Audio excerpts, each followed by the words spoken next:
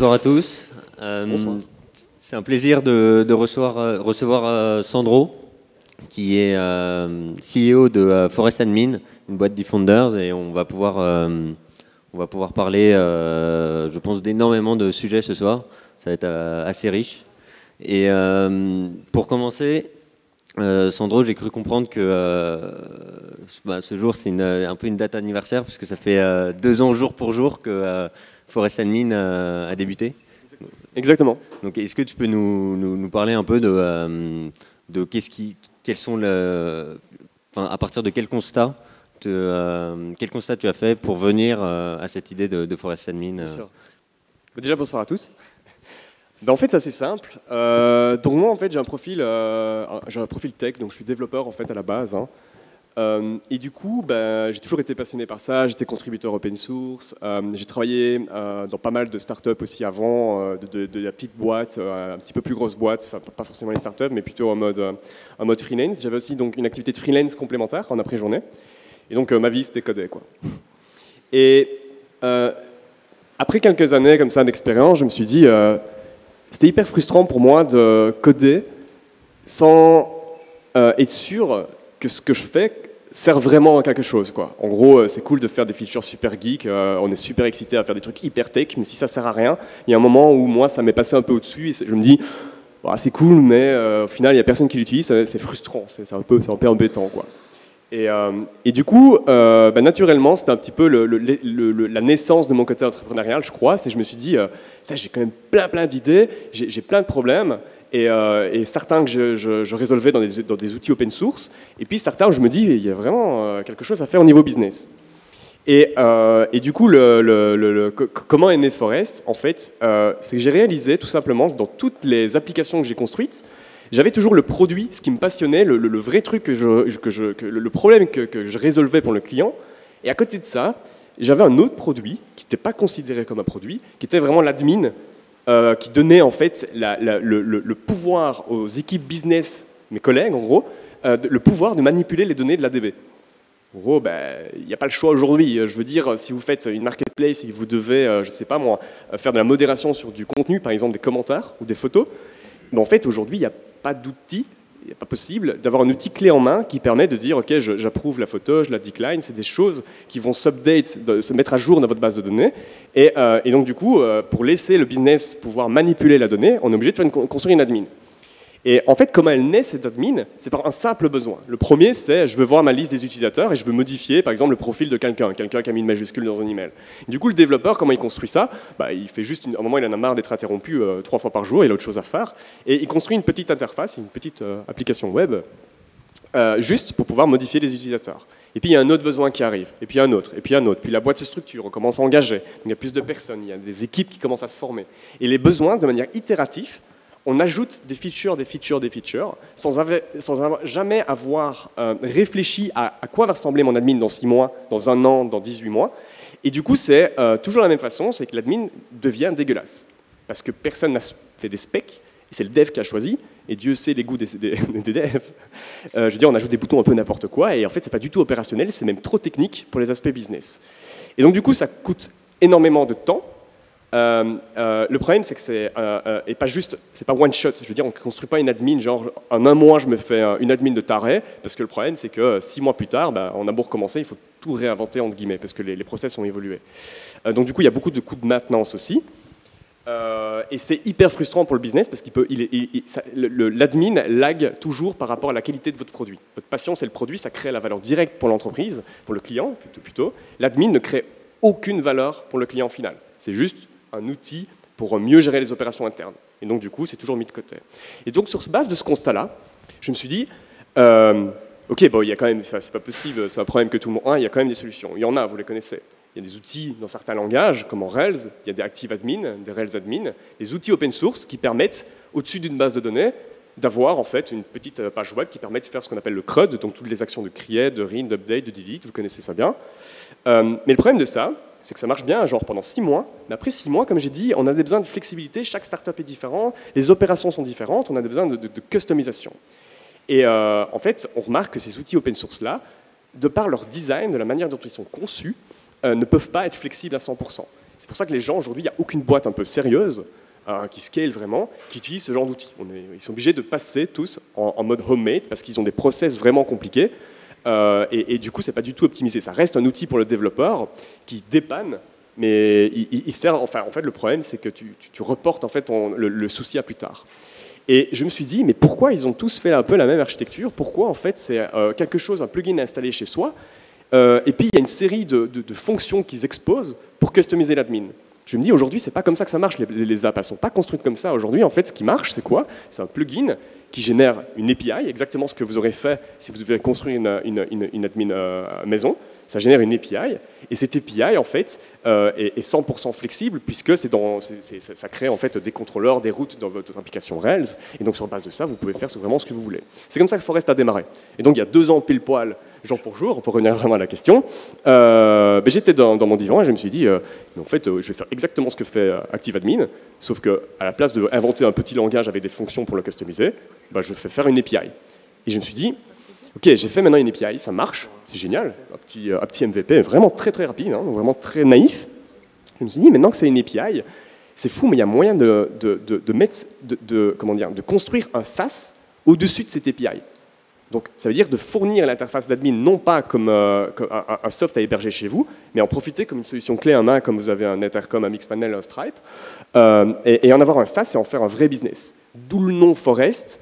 Pour les gens techniques, une API, c'est souvent architecturé de manière qu'on appelle REST, et du coup, la base du nom, c'était fort, REST. C'est vraiment la notion, ce petit jeu de mots, la notion d'API, pas mal, hein, qui a permis de faire la première admin as a service. C'est vraiment, voilà, c'est comme ça que ça a démarré. Ouais, belle histoire. et du coup, pour revenir un peu sur le produit, aujourd'hui, tu as l'air de t'adresser principalement aux startups, si j'en découle un peu de ton discours. Et aujourd'hui, je pense que n'importe quelle startup un peu qui se lance, ce qui est important, ça va être l'exécution. Vraiment, au niveau de la partie business, c'est quelque chose que il faut être capable de prouver rapidement une capacité à maîtriser ses coûts d'acquisition, à diminuer à réduire au maximum son churn, à avoir une lifetime value qui progresse. Et en fait, toutes ces métriques qui sont clés pour un business, on a un peu l'impression que ça passe par une bonne admin en fait, et donc gérer un peu ses utilisateurs sur sa place, sur son produit et leur activité. Et là, c'est peut-être là où je vais me faire engueuler, mais on a presque l'impression que finalement c'est une sorte d'hérésie d'externaliser un peu une partie si importante pour son business, ou au moins pour sa croissance et sa survie au moins à moyen ou long terme en fait. Bien sûr, mais en fait, ce qui est marrant, c'est que si le but c'est d'avoir des bonnes métriques, avoir des dashboards qui te permettent d'aller vite au niveau exécutif, etc., aujourd'hui, il y a 1000 solutions qui existent. Tu vois. Les gens utilisent soit des outils de BI, peut-être pas au tout début, mais sinon par un Mixpanel ou des choses. Donc c'est que pour du dashboard ou un Geckoboard. C'est que construire des dashboards au-dessus des données que tu exposes. Aujourd'hui, les gens le font. Tu vois. Sinon, ils construisent un dashboard en interne. Alors, la particularité de Forest, et tu as tout à fait raison, et ça va même un peu plus loin que ça, c'est qu'on est un SaaS, mais un SaaS gentil.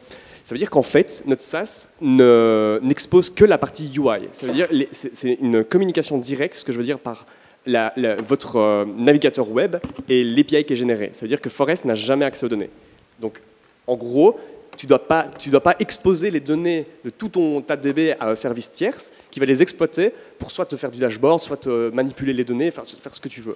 Donc, en fait, on est juste la partie UI de ça. Au contraire, si tu utilises un chart module pour tes dashboards financiers, tu es obligé de pousser tes données, de répliquer tes données dans le SaaS sur les données qu'il a besoin d'exploiter et jouer avec. Pareil pour les autres SaaS. Donc voilà un petit peu. Mais honnêtement, la partie admin de Forest, vraiment ce qu'il faut comprendre, c'est tout ce qui est dashboarding et exploration des données. C'est une sorte de, un petit peu mouillé, mais c'est un nice to have. La vraie particularité d'une admin par rapport aux solutions SaaS qui existent, c'est le fait de pouvoir actionner, manipuler la donnée, l'écrire. Tu vois, parce que sinon, il y a des solutions qui existent. Voilà. Et du coup, en fait, ça permet, c'est juste une petite couche qu'ils ajoutent au-dessus, qui permet une petite, sans vouloir dire, non, quelque chose donc de clé pour le business, comme je le disais avant, qui est ajouté sur le produit pour finalement pouvoir manipuler ces données et garder son temps disponible pour le développement du produit. Exactement. Dieu sait combien ça coûte un développeur, Dieu sait comme c'est une ressource super rare, et on veut optimiser son temps pour qu'il crée la valeur de la boîte, clairement. Et au début, on n'a pas que ça à faire sur une admin, surtout que les besoins sont ridicules. Et le problème, c'est vraiment ça, le vrai problème, c'est que le problème s'aggrave au fur et à mesure où la boîte évolue.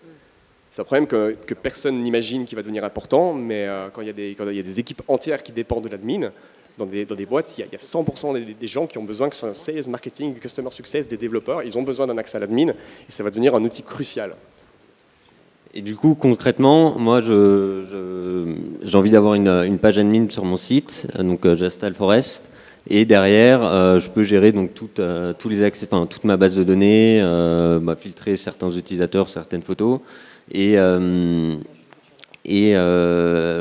en fait, en termes de dashboard, de choses comme ça, je retire quoi comme information un peu clé sur mon business, un peu les premières features un peu clés qui sont données. En gros, ce qu'on fait par défaut, c'est qu'on essaye de couvrir le maximum de besoins communs à toutes les boîtes. Les besoins communs, c'est tout simplement, on a détecté les patterns que toutes les admins font. C'est évidemment la création de données, ça dépend de votre donnée, de vos modèles que vous avez, la mise à jour, la recherche, le delete, l'update, la pagination, le sorting et que sais-je. Et donc du coup, nous ce qu'on fait, c'est qu'on expose tout ça de manière automatique. En plus de ça, on analyse le nom de vos collections. Par exemple, vous avez une table des users, tout le monde a une table des users, et beaucoup qui ont une table des paiements, beaucoup qui ont une table des coupons. Et sur base de cette analyse-là, on va essayer de préconfigurer votre admin pour vous. On va générer des charts, mais assez simples. Par exemple, vous voulez voir l'évolution de vos sign-up par semaine ou par mois. C'est quelque chose que tout le monde veut voir, ou le total de ma user base. Et donc, du coup, on va essayer de préconfigurer l'admin. Après, on vous laisse, ce qui se passe dans l'interface web, au contraire d'ActiveAdmin, c'est qu'on vous laisse la possibilité de rentrer en mode édition et de faire des clics et des drag and drop dans l'admin pour configurer l'emplacement des choses que vous voulez voir. Donc, si tu veux un dashboard financier, tu le construis directement en ligne. Ce n'est pas nous qui allons le faire pour toi. C'est toi qui as besoin de voir, je ne sais pas moi, l'évolution de ton MRR. Du coup, tu vas aller directement mettre ton chart, comme ça, tu vas cliquer Add Chart, tu vas suivre les éléments et tu vas configurer toi-même ton admin. Donc, ce qu'on fait, en résumé, c'est qu'à 64% des besoins, on le fait de manière instantanée, et puis on offre une interface UI un peu comme un Squarespace, donc du drag and drop et du clic pour configurer l'aspect visuel, et on offre derrière une API avec une documentation pour aller étendre les comportements par défaut, en ajoutant des actions, par exemple, en ajoutant des champs qui sont calculés, des virtual fields, ce genre de choses. Et donc tous ces champs un peu additionnels, ça va permettre d'avoir une vraie analytics du produit pour si je comprends bien, pour le business, les membres des opérations. Et ça donne des infos un peu complémentaires à ce que peut donner Google Analytics ou. Alors, non, ça permet juste d'explorer toutes les données qui sont en base de données. C'est pas forcément des données d'analytics, tu vois. C'est donc, je sais pas moi, si tu es, imaginons tu es une food delivery, d'accord. En base de données, tu as des plats, tu as peut-être des chefs, tu as des coursiers, tu as des clients, tu as des orders, tu as des invoices. En gros, ça va te permettre d'aller créer des invoices, aller voir les invoices d'un client, rechercher quelle a été la invoice, je sais pas moi, qu'on a dû régler. Enfin, tu vois, ça permet de vraiment browser la donnée et la manipuler. Donc, c'est pas l'aspect analytics n'est qu'un. On remarque aujourd'hui en fait que dans 100% des admins, il y a une feature analytics, mais l'admin c'est pas le point central, le dashboarding, tu vois. C'est vraiment l'exploration des données et le dashboard. Tout le monde a plein de dashboards, que ce soit des dashboards de rétention, d'acquisition. Ok, très bien. C'est déjà beaucoup plus clair pour moi. Et en regardant un peu, j'ai vu également qu'il y avait des intégrations d'autres SaaS, Intercom ou même le paiement avec Stripe. Ça, c'est dans quel but? C'est pour rester le plus longtemps sur l'application, pour faire gagner du temps à ses utilisateurs, j'imagine. Et du coup, donc, dans quel but? Et ça se passe un peu comment sur ces intégrations? En fait, c'est une bonne question, parce que les intégrations, on a remarqué qu'il y a 15 ans, quand il n'y a pas de SaaS, c'est un peu l'explosion des SaaS, donc aujourd'hui on utilise des SaaS pour tout, mais il y a 15 ans, quand il n'y avait pas de SaaS, tout était dans l'admin. Je veux dire, on construisait une application, il nous a fallu un système de tickets, tout le monde faisait son propre système de tickets interne, il fallait s'intégrer à une solution de paiement, on faisait sa propre payment gateway, si on voulait un CRM, on faisait un petit peu notre CRM maison, machin chouette, et du coup, c'était une énorme opportunité en fait pour les SaaS, pour se dire, bah, ouais, ça prend du temps quand même de faire un système de tickets, je vais créer Zendesk dans le SaaS, et c'est une solution self-service. Je vais faire un CRM, je vais faire mon outil de paiement, je vais faire mon outil d'analytics. Et on a remarqué simplement qu'aujourd'hui, avec l'explosion des SaaS, en fait, l'admin a été split à travers le web. On a une mini-admin pour les paiements, on a une mini-admin pour gérer les tickets, une mini-admin pour gérer les leads, les sales sur les CRM et compagnie, et on a une mini-admin homemade. Et on remarque aujourd'hui que tous les SaaS, c'est vraiment la guerre en ce moment, tous les SaaS essayent de s'intégrer les uns les autres. On a Salesforce qui a 1000 intégrations, on a Mixpanel qui a des intégrations, on a Intercom qui a 1000 intégrations. Sinon, on utilise Segment pour intégrer les outils, les outils marketing. Il y a des Zapier qui permettent de pallier ce problème, de créer des intégrations soi-même. Enfin bref, tout le monde essaye de s'intégrer à tout le monde. Donc, tout le monde a le conscient que c'est vraiment un problème d'avoir splitté la donnée à travers plein de SaaS.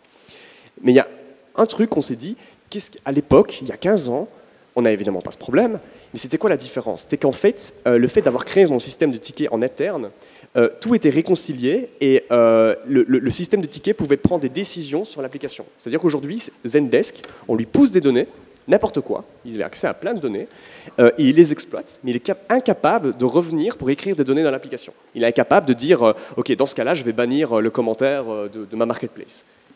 Et donc, du coup, on s'est dit, en fait, ça a méga du sens, dans Forest Admin, de réconcilier un petit peu les données de tous les SaaS au même endroit comme il y a 15 ans pour juste optimiser les opérations. Alors attention, quand je dis ça, notre objectif, c'est pas du tout de réinventer évidemment Zendesk, Salesforce, Stripe à l'intérieur de Forest, c'est d'optimiser les opérations journalières.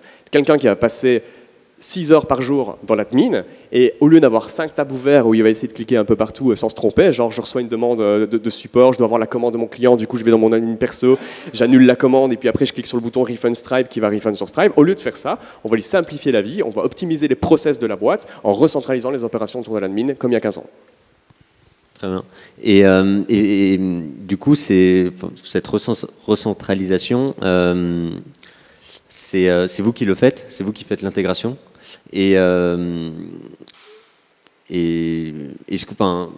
Comment vous splittez le temps entre le développement du produit et donc de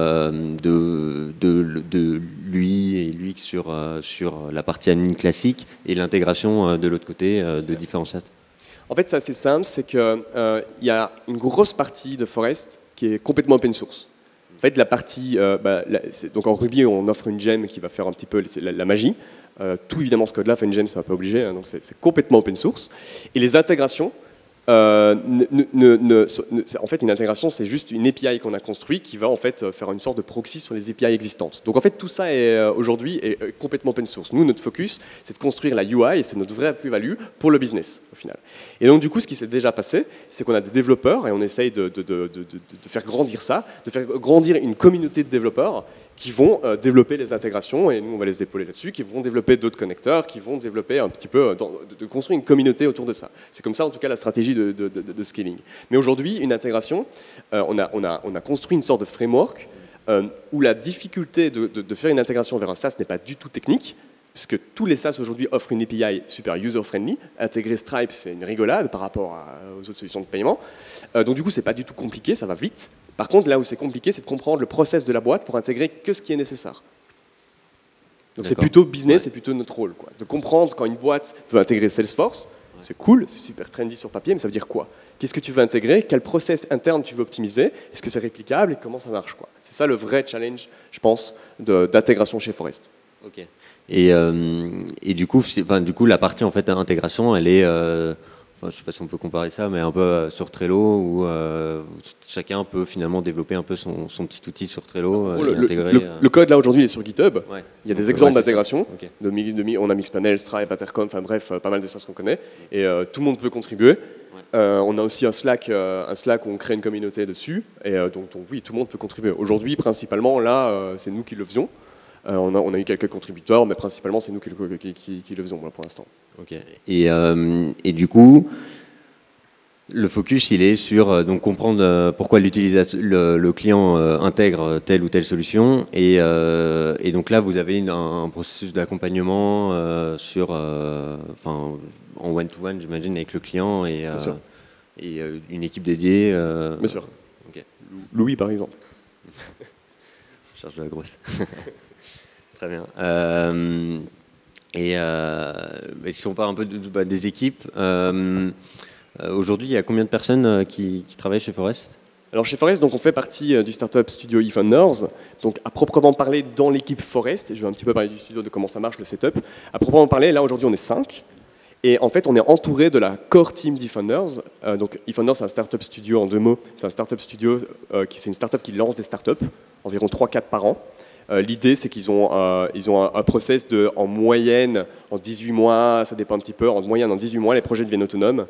Et ils vivent leur vie. Donc ils incubent, j'aime pas beaucoup le mot, mais ils créent les projets, ils les accompagnent avec la core team, ils apportent tous les aspects, que ce soit financier, que ce soit équipe, aide, en tout genre, que ce soit marketing, dev, conseil, tout et n'importe quoi pendant 18 mois, puis on devient autonome. Et donc du coup, là aujourd'hui on est 5 et on profite encore de la core team eFounders sur par exemple du design, sur du produit, sur des aides ponctuelles qu'on a besoin en marketing, sur tout et n'importe quoi au final. Très bien. Et alors, est-ce qu'on peut un peu, je pense qu'on peut parler un peu creuser sur eFounders. eFounders, c'est principalement donc comme tu le disais, un startup studio où les idées viennent du duo, viennent de l'équipe dirigeante. Et j'ai cru comprendre que pour toi, c'est plus toi, enfin surtout tu nous l'as décrit parfaitement au début, c'est toi qui as un peu poussé ça, comment ça s'est passé Ouais. En fait, donc quand je disais que j'ai travaillé pour plusieurs startups, la dernière startup où j'ai travaillé, c'était un des projets eFounders. Et du coup, je connaissais déjà Thibaut et Quentin, qui sont les 2 cofondateurs de chez eFounders. Et on avait cette problématique aussi d'admin dans un des projets. Et du coup, Thibaut, qui est un peu la machine à idées de chez eFounders en général, et du coup, au moment dîner de Noël, pour tout dire, je commence à discuter avec Thibaut nous, on a des problèmes d'admin, je pense à une solution, qu'est-ce que tu en penses? Et on commence un petit peu à brainstormer, et lui, surtout avec son expérience de Fotolia à l'époque, et de toutes les boîtes qu'il voulait créé chez eFounders, il avait beaucoup plus de maturité que moi sur le business. Enfin, il avait déjà l'expérience de pas mal de boîtes, de comment se passer les opérations dans les boîtes les plus évoluées. Donc je voulais avoir son feedback. Et on a commencé à échanger de manière assez naturelle là-dessus. Et en gros, on a continué à discuter de manière assez informelle comme ça. Et puis un bon jour, on s'est dit, en fait, sans déconner, on est en train de se chauffer tous les 2 de l'autre côté là.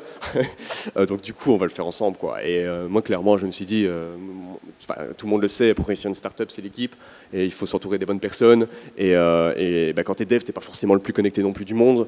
Et donc du coup, tu te dis comment je maximise mes chances. Et tu te dis, t'es juste entouré de mecs qui lancent des startups de malades. Et voilà, c'est comme ça que ça a démarré. Ok, top. Gabriel, t'as un point dessus ou... Ouais, j'ai une question. Ouais. Salut. Salut. Est-ce que eFounders a vocation à lancer autre chose que des SaaS en B2B? Alors, aujourd'hui, non. Alors, je ne sais pas dans le futur s'ils souhaitent avoir d'autres segments, mais aujourd'hui, ils sont spécialisés dans le SaaS parce que c'est leur passion, c'est ce qu'ils aiment et c'est là où ils sont bons. Donc, à ce que je sache, non, aujourd'hui. Ok. J'ai une autre question, mais c'est plus relatif à Forest. Qu'est-ce que vous faites des données? Est-ce que vous les exploitez? Est-ce que vous... Justement, en fait, on n'a pas accès aux données. Donc c'est vraiment la solution. Je pense que si on avait fait un SaaS qui exploitait les données, ça aurait posé énormément de problèmes, juste de confiance. Un dev exposer toutes les données, déjà donner les données d'analytics à un autre SaaS, tu te dis bon allez ok quoi, c'est le business qui pousse, mais donner accès vraiment à ce qui est plus cher en fait pour l'entreprise, la DB, je crois pas que ça aurait fonctionné, je ne mettrais pas ma main à couper. Mais donc du coup non, on a imaginé en fait une architecture qui permet de pas du tout avoir accès aux données. Je pense qu'on est, je crois, je vais pas trop mouiller, mais je crois qu'on est le premier SaaS à pouvoir faire une architecture qui permet juste de hoster la UI tout en respectant complètement la data privacy. On a des clients qui sont par exemple dans le domaine médical, qui sont HIPAA compliant, donc c'est une norme qui permet une norme très stricte dans le médical qui nous utilise sans problème. Ok. J'ai une question. Est-ce Attends, à la fin. que vous avez l'intention d'ajouter une couche, ou si ce n'est pas déjà le cas, une couche de machine learning sur ce que vous proposez? Alors, machine learning, honnêtement, aujourd'hui, en tout cas, je le prendrais comme un buzzword dans le cadre de Forest. Donc, ce qu'on fait, c'est qu'on essaye d'analyser de manière intelligente, et je mets des guillemets, sur un peu, comme je disais, les données, le type de données que tu exploites. Donc, pas les données en tant que telles. Donc, on sait qu'évidemment, on connaît un petit peu ton schéma, la structure de ton schéma, puisque c'est grâce à ça qu'on va construire la UI. Et donc, on essaye, la couche intelligence permet de préconfigurer et de donner, oui, un accès à l'admin au business qu'ils n'auraient même pas imaginé. En fait, la vraie valeur de Forest, pour moi, c'est de dire qu'aujourd'hui, en fait, le constat, c'est que chaque fois que quelqu'un construit une admin, il part d'une page blanche. Notre but à nous, c'est de comprendre les opérations des boîtes similaires. Vous êtes une marketplace, une food delivery, une fintech, un chatbot. On sait dans notre portfolio de clients, il y a des boîtes qui ont fait une seed, une série A, qui sont avancées de 2-3 ans. On connaît leurs opérations à ce moment-là. Et donc, on est capable de savoir qu'est-ce qui est important pour vous et de préconfigurer l'admin avec les opérations qui ont du sens pour vous. Aujourd'hui, on le fait un tout petit peu de manière naïve, honnêtement. On essaye de maximiser ça. Et ça a vocation à évoluer, bien sûr. Tu parlais un peu justement de tes clients. Aujourd'hui, ça donne quoi? C'est qui un peu les clients principaux ou alors en termes de type de clients, plus start-up, plus SS2J, j'imagine qu'aussi ils en ont besoin Aujourd'hui, c'est plutôt start-up web, évidemment. Donc, en fait, ce qui est bien avec Forest, c'est qu'on ne cible pas que les marketplaces ou que les SaaS, en fait, parce qu'on réalise que toutes les applications qui ont une présence sur le web ont besoin d'avoir une admin. Donc du coup, oui, on a beaucoup de boîtes dans la fintech, on a beaucoup de boîtes dans les chatbots, on a beaucoup de boîtes dans les SaaS, dans les marketplaces, donc c'est un peu varié. Ça reste quand même en mode très start-up, des start-up je dirais aujourd'hui notre vrai focus c'est entre 1 et 100 personnes. On ne va pas encore plus loin, on n'a pas encore honnêtement la maturité des opérations pour aller challenger des boîtes plus grosses. Mais c'est à vocation de le faire, je disais justement avec la stratégie de comprendre leurs opérations et de les implémenter pour eux, quoi. Voilà, donc c'est plutôt dans... Voilà. Et du coup, alors, si c'est principalement des startups, ça peut faire un bon lien vers la question du pricing, puisque depuis peu, Forest est devenu gratuit, au moins sur les premières features. Alors déjà, pourquoi ce choix? Pourquoi faire le SaaS totalement gratuit?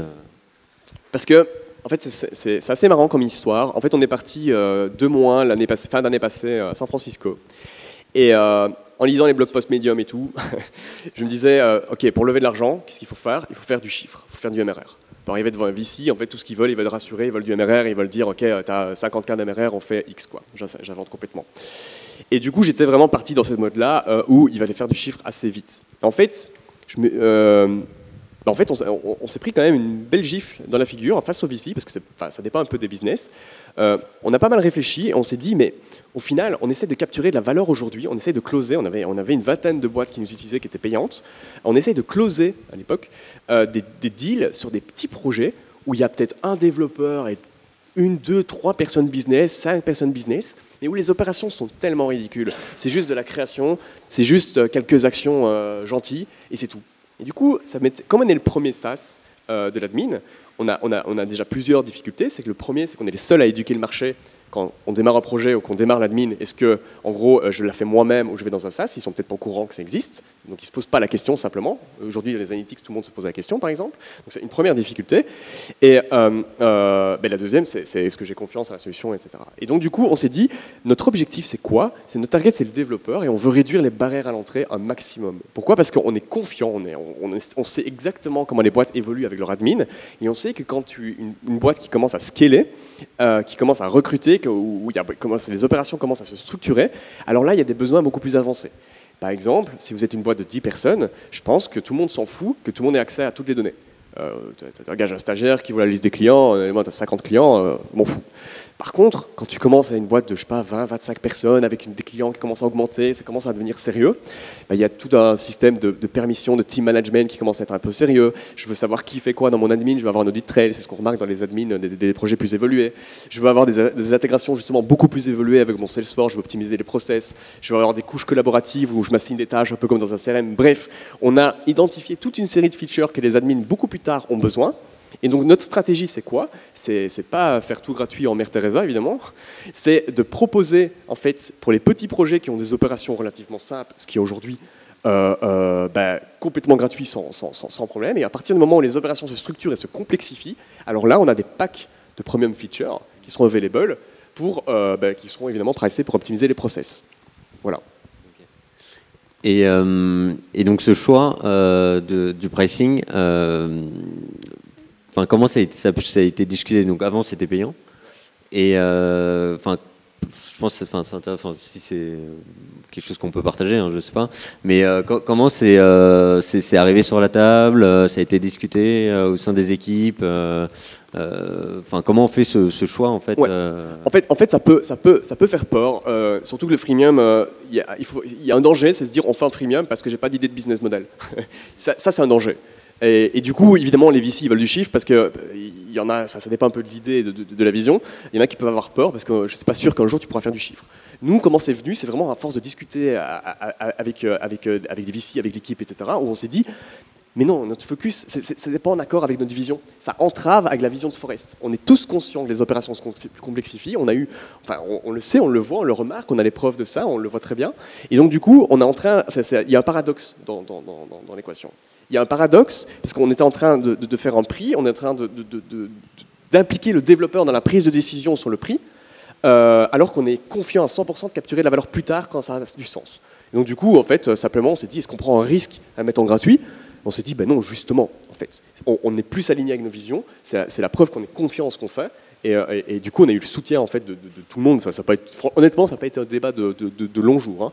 C'était assez rapide, et du coup, on s'est aligné simplement comme ça, quoi. Et depuis, l'attraction, elle ressemble à quoi, enfin, j'imagine que ça a dû un peu aussi booster. Bien sûr. Aujourd'hui, on a plus ou moins 200 boîtes actives, donc 200 projets actifs en live. En gros, oui, évidemment, ça a explosé.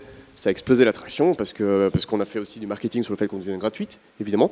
Et comme je disais, ça réduit les barrières à l'entrée. Aujourd'hui, un développeur qui voyait que c'était payant à partir du moment où il le mettait en live, en prod, et c'était en plus un prix par site, par user. Et donc, encore une fois, le prix par user, c'était intéressant. En fait, on avait choisi de pricer par user, mais encore une fois, ça entravait à la vision, parce qu'aujourd'hui, nous, ce qu'on veut faire, c'est une admin collaborative, un peu comme tous les projets au final dans le SaaS, c'est qu'il y a plusieurs équipes dedans et les gens doivent optimiser leurs opérations, et comment on optimise, c'est en collaborant en équipe.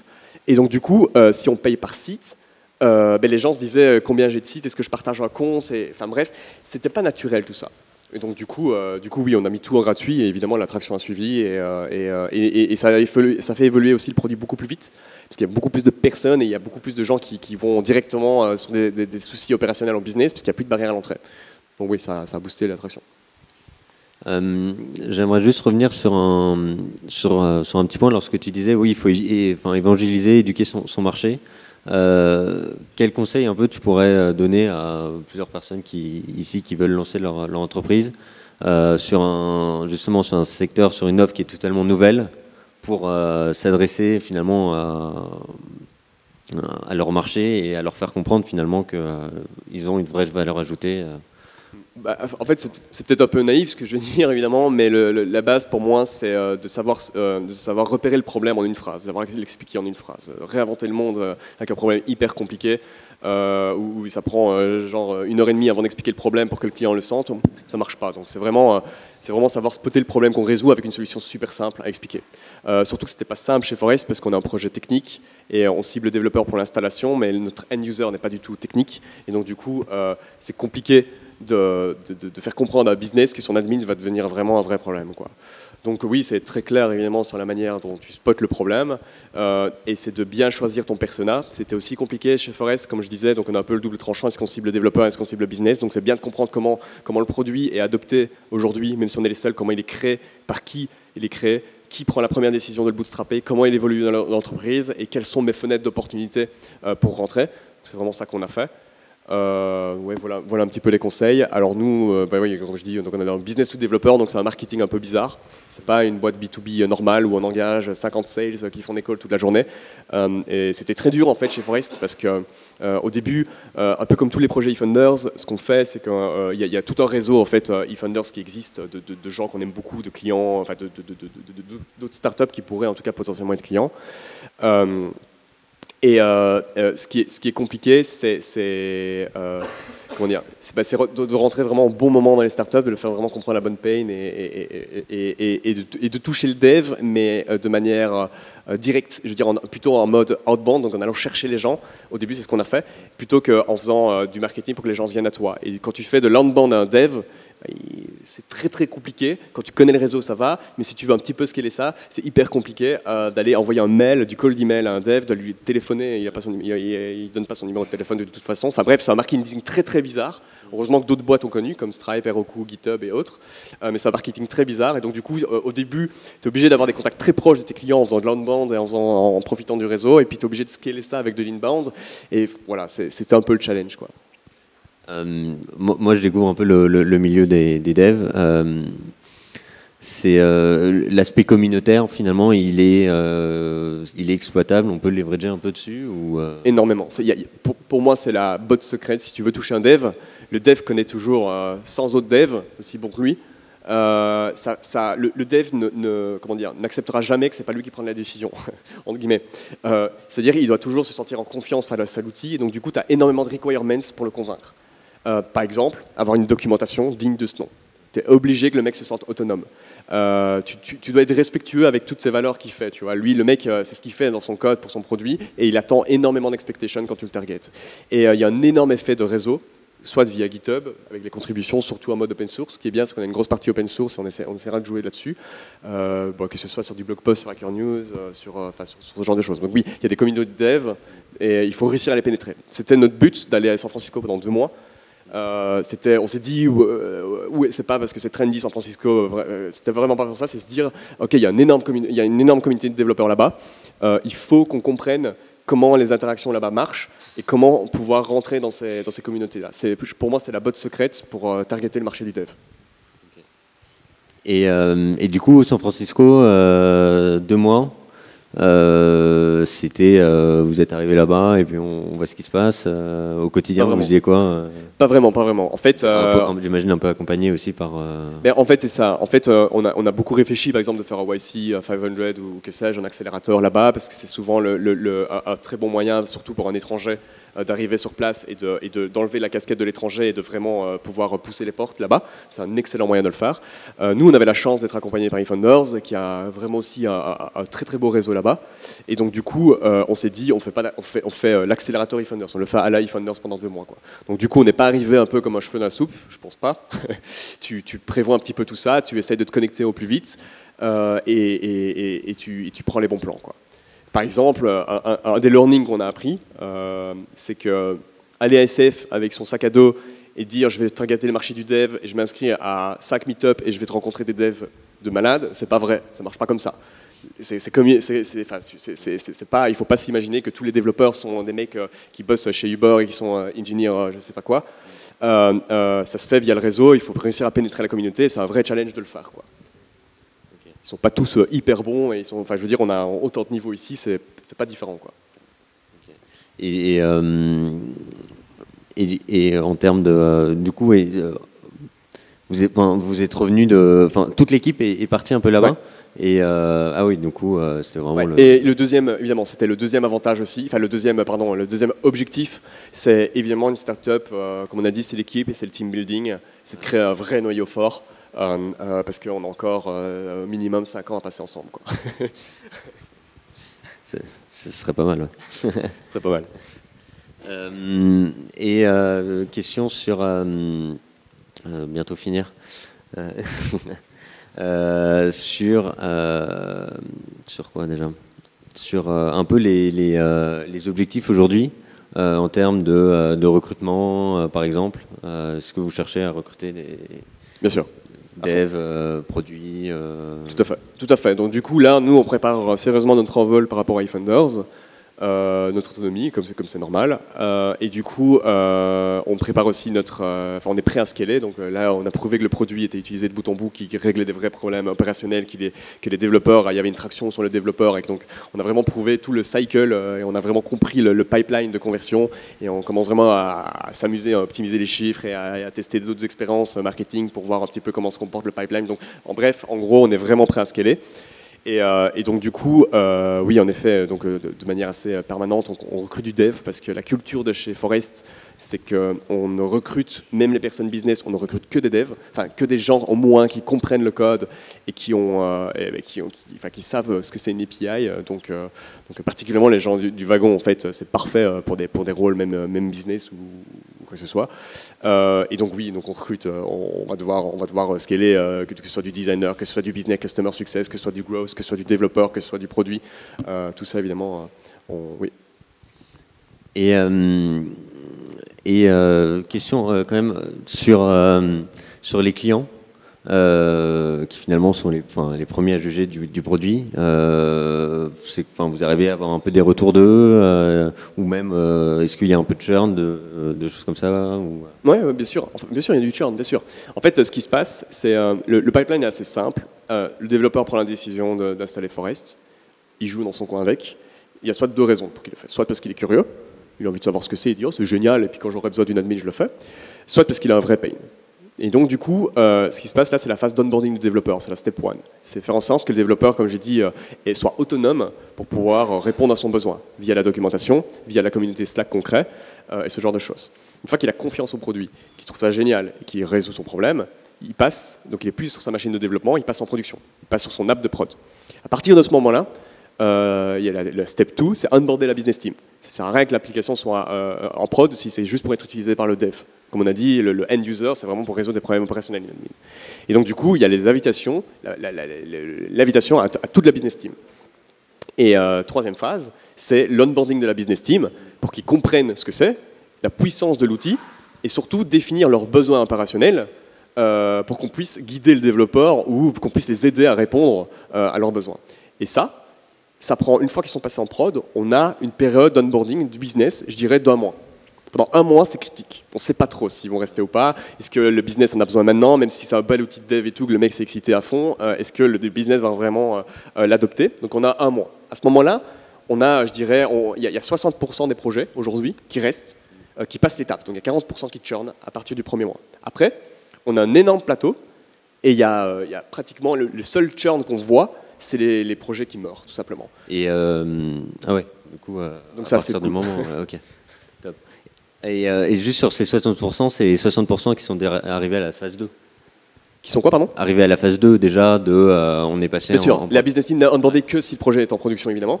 Et donc, du coup, oui, tu as passé la step number 2. Quoi. Et ce qui est bien, c'est qu'on a des projets depuis plus d'1 an. Même depuis plus d'1 an, je ne sais pas exactement, mais disons entre 1 an et 1 an et demi, qui sont toujours là aujourd'hui. Voilà. Ok. Et vous arrivez un peu à traquer l'utilisation de la plateforme sur... Tout à fait. Ouais. Tout à fait. En fait, on enregistre les activités. Donc, comme je dis, on ne stocke pas les données. Donc, je ne sais pas que tu as modifié l'email de tel client, mais je sais que tu as été modifié la collection des clients. Donc, on traque toutes les activités. Et ça nous sert aussi dans une premium feature qui arrivera plus tard, qui est ce qu'on appelle Log Trail ou l'activity log, pour montrer qui a fait quoi dans l'admin au niveau utilisateur chez eux. Quoi. Et donc, du coup, oui, nous, on mesure complètement l'activité de ce qui se passe dans l'admin. On sait si l'activité est en expansion dans la boîte, si elle est en... Bien sûr, c'est un des éléments les plus importants, évidemment. Ouais, ok. Et j'imagine que la page admin sur Forest, elle est sympa, non? Elle est sur quoi? Ta page admin à toi, elle est pas mal? Évidemment, on utilise notre propre produit et honnêtement, c'est quelque chose qui nous fait aussi évoluer parce que du coup, nos propres besoins font évoluer notre produit et du coup, on a le luxe de pouvoir investir du temps dans l'admin qui crée notre produit en même temps, ce qui est génial. Je peux le temps qu'Edouard passe le micro, je te pose une dernière question. Est-ce qu'il y a des objectifs en termes de levée j'imagine que si tu deviens un peu plus indépendant d'eFounders, va falloir trouver d'autres fonds. C'est pour bientôt Bien sûr. Donc du coup, on veut soutenir la croissance. Donc comme j'ai dit, on est prêt à scaler là. Donc du coup, pour soutenir la croissance, en plus le fait qu'on soit les premiers, donc il faut aller très vite. Du coup, oui, on a des objectifs de levée de fonds.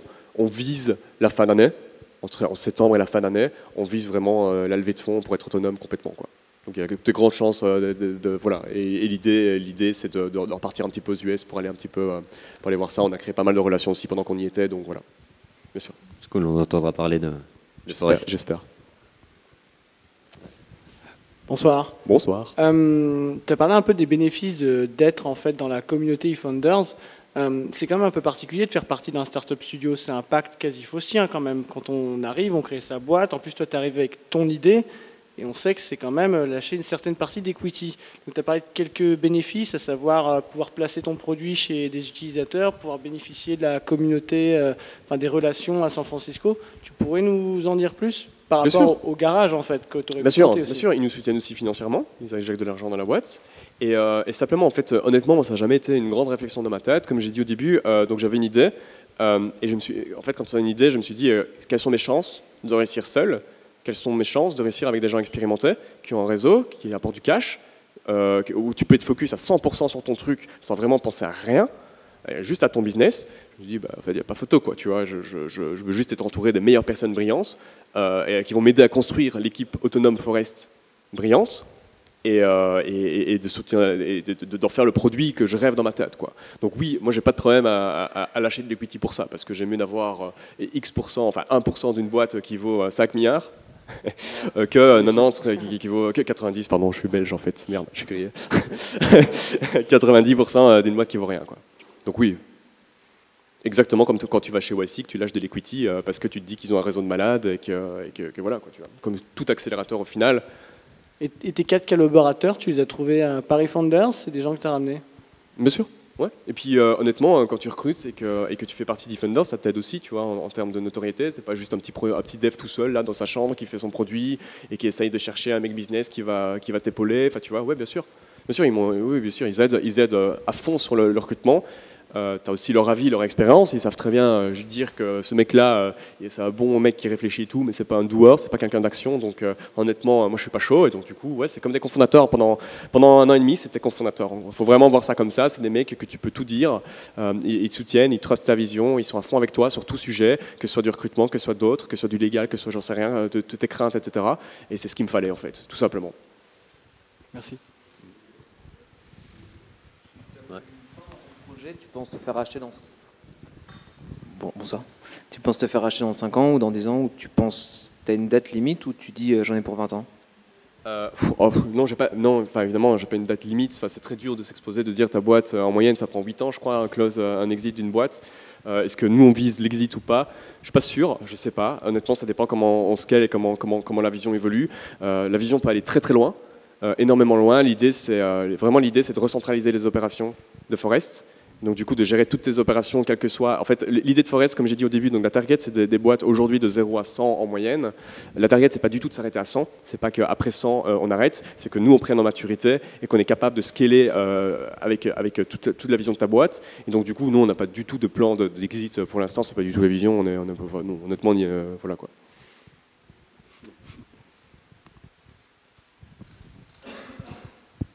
Je vais revenir rapidement sur eFounder. Quelle est la compétence opérationnelle qui a pour toi la plus de valeur, qui a pour toi le plus de valeur au jour le jour? Dans mon cas, honnêtement, c'est vraiment la business maturity. Hein. Vraiment, j'ai un profil tech. Du coup, j'ai pas été en école de commerce, j'ai pas fait HEC Paris. Et donc, du coup, le fait d'être entouré de mecs qui te mettent des gifles là où il faut et qui te forment au final, tu vois, et qui te permet d'avoir vraiment ton business sense, avoir des repères, simplement avoir des repères en fait dans tout ce qui se passe. Comme je disais, honnêtement, c'est bien beau de lire des blogs médiums, etc. Mais la vraie vie, il y a toujours un petit décalage. Hein, il y a d'extrêmement bons conseils dessus. Enfin, je dis ça comme ça, mais d'avoir des vrais gens qui ont de l'expérience, qui ont eu leurs preuves avec tout leur portfolio, des boîtes qui marchent, comme Aircall, Front et ce genre de boîtes. Tu dis, ok, je trust vraiment ces gens-là et ça se voit, et de profiter, de te dire, punaise, sur toutes les boîtes qui se lancent, ça donne toujours quelque chose, quoi. C'est assez dingue de leur modèle qu'ils ont adopté et tu te dis, ouais, tout seul dans ma chambre, c'est sûr que je vais être moins efficace qu'eux, donc du coup, c'est ce qui m'apporte, c'est la business maturity, et puis après, c'est la notoriété qu'ils ont eFounders, c'est leur réseau, comme je disais tout à l'heure, et ce genre de choses, quoi. Ok. Et tu passes beaucoup de temps encore sur le produit et à coder, ou tu es plus maintenant sur les opérations, sur les sales ou des choses comme ça? Alors, à coder moins les features du produit, non. Par contre, je passe beaucoup de temps sur la partie accompagnement avec Louis, Customer Success, que ce soit pour aider le dev à régler un problème, à répondre à des questions qui sont vachement plus techniques, qui sont vachement des bugs de framework super mystiques. Donc ça, oui, donc ça touche du code vachement. Donc oui, je reste impliqué dans la tech comme ça. Je fais beaucoup de produits. Tu as trouvé la bonne solution, le bon produit, du coup. C'est ça. Mais vraiment, c'est ma passion, donc c'est assez simple pour ça. Sinon, oui, je m'occupe plutôt des aspects opérationnels, des aspects des deals qu'on peut faire, de l'aspect stratégique, de l'aspect produit, mais c'est plus moi qui vais implémenter le bouton qui fait que, quoi. sauf si urgence, sauf si un truc. Hein, mais l'idée, c'est que là, on a atteint une étape où, au début, j'étais tout seul, donc je faisais tout, j'ai codé le produit de base. Mais évidemment, mon rôle, c'est pas du tout de faire tout, c'est de déléguer. Et c'est ça qui est compliqué aussi. C'est vraiment un énorme challenge de savoir déléguer, d'apporter de la valeur toujours au bon moment. Au bon moment à la startup, et c'est savoir de changer de rôle, et j'adore ça, et c'est marrant parce qu'un dev pourrait dire non, j'ai toujours envie de toucher à du code, mais quand c'est ton bébé, en fait, tu fais ce qu'il faut faire, et ça donne tout autant de vibrations dans le corps que, que de coder, quoi. Est-ce qu'il y a d'autres questions dans la salle? J'en ai une petite. Tu disais que vous étiez les premiers en fait à éduquer les startups pour externaliser leur interface admin. Vous êtes vraiment les seuls, vous n'avez pas de concurrents, même aux États-Unis ou dans d'autres pays? Ouais. Non, en fait, alors les concurrents, c'est qui? C'est Rails Admin, Active Admin, Django Admin, etc. Donc c'est les outils open source. Donc c'est pas des boîtes. Ouais. Donc en tant que boîte, on n'a pas de concurrents. Après, le competitive landscape, donc vraiment les concurrents indirects, je dirais en fait, au final, ça peut être Intercom, c'est con à dire, mais une boîte, au début, quand elle a besoin de voir sa liste des users, en fait, elle va sur Intercom, tu vois, parce qu'il y a toutes les données qui sont là.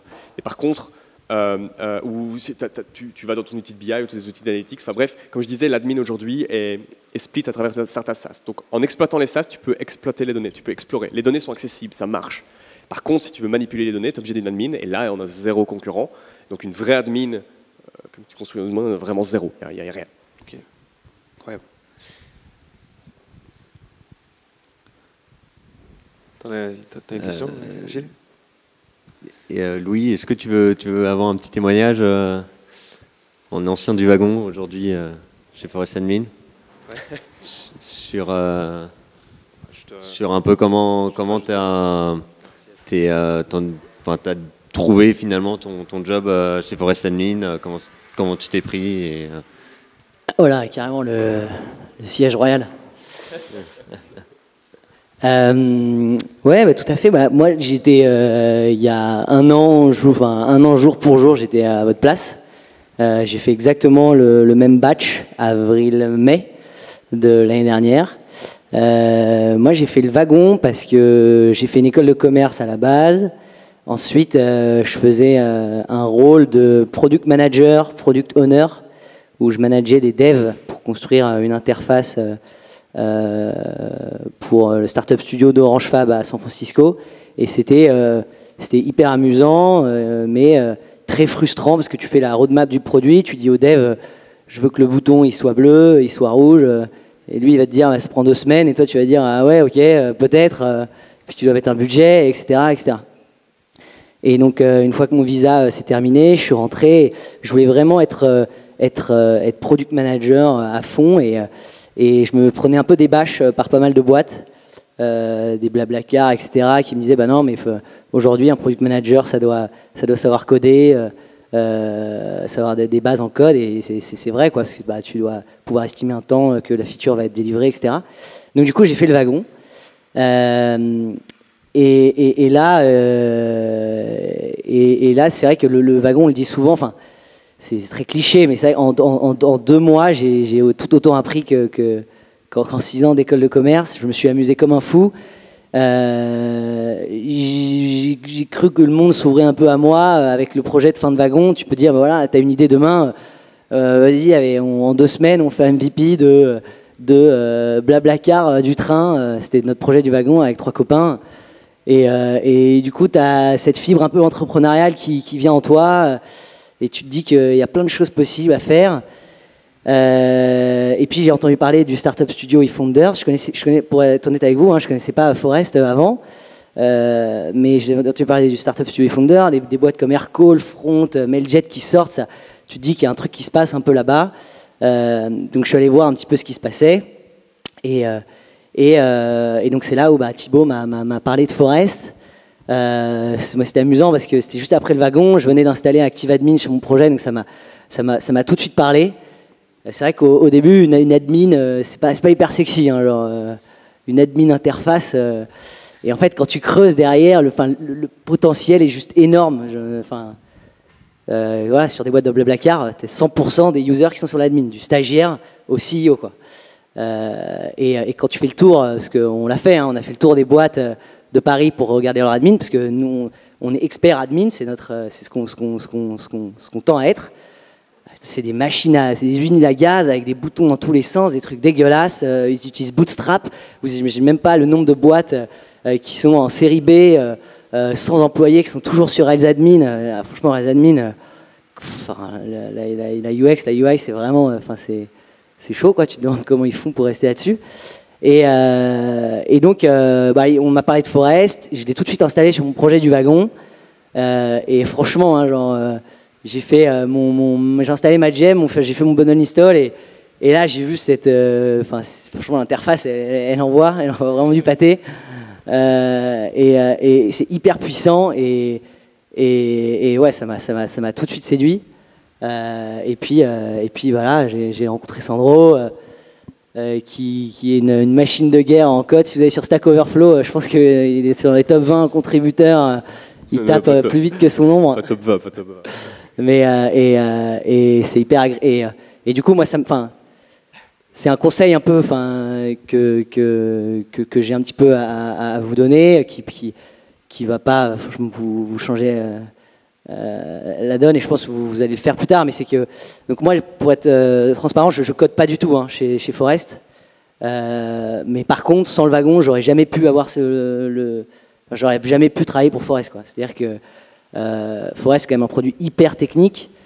Si tu ne sais pas ce que c'est une base de données, Forest, c'est une interface de ta base de données. Si tu ne sais pas déjà ce que c'est une base de données, ce que c'est un modèle, ce que c'est une relation as many, belongs to, ce que c'est une gemme, et tu peux tout simplement pas bosser pour Forest, quoi.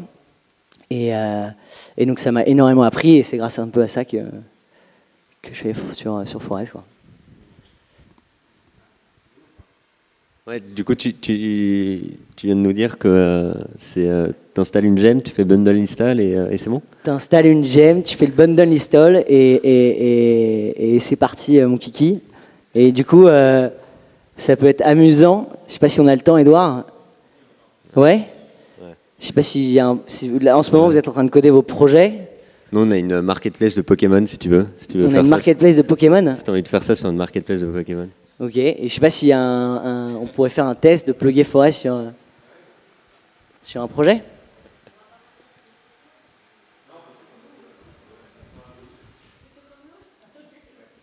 Je sais pas si. Vas-y, hein. Ouais.